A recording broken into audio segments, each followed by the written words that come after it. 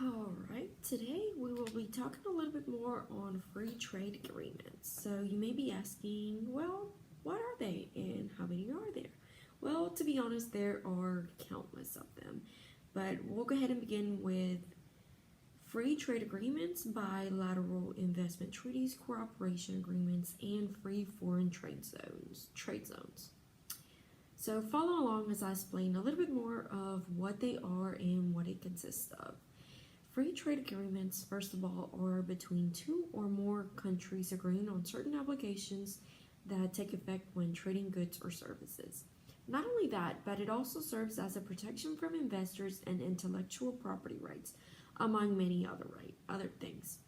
For example, there may be nations that essentially have or borderless single entities for the sole purpose of trading in the option of the euro. While there are many countries who do free trade, such as Norway, Iceland, Switzerland, Mexico, Canada, and the United States.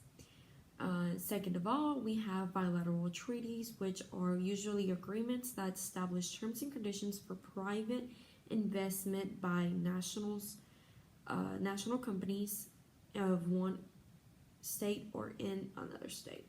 This agreement helps protect private investment to develop market-oriented policies in partner countries while maintaining the terms and conditions as priority. Next, we have cooperation agreements, which outline the basic terms of an agreement with another individual, group, or entity. This type is a formal document that is often too referred as a memorandum of understanding and is usually the step forward in a more detailed contract. While it is not legally binding, it does confer the obligation of either party and may be revised or terminated by either or at any time.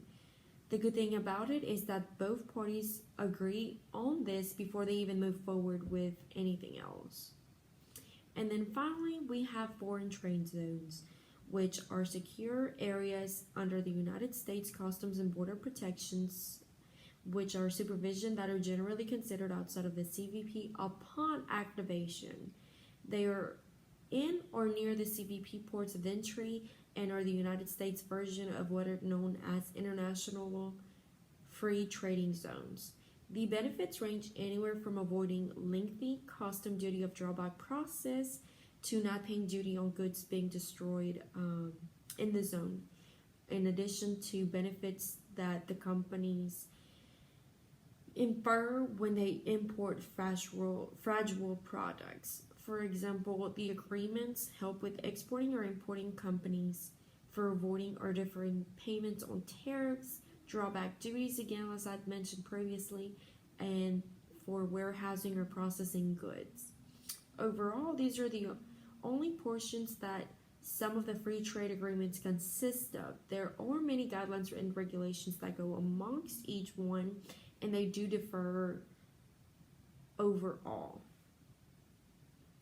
In the United States, there are several worldwide preferential tariff rates that are being offered to lesser undeveloped countries under certain preferences, which should not be done in the first place. And this kind of entails the prevention of that happening.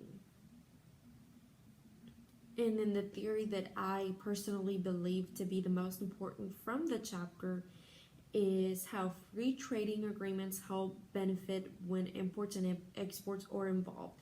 These agreements help reduce and eliminate tariffs in addition to helping address behind-the-door barriers that would otherwise impede the flow of goods and services.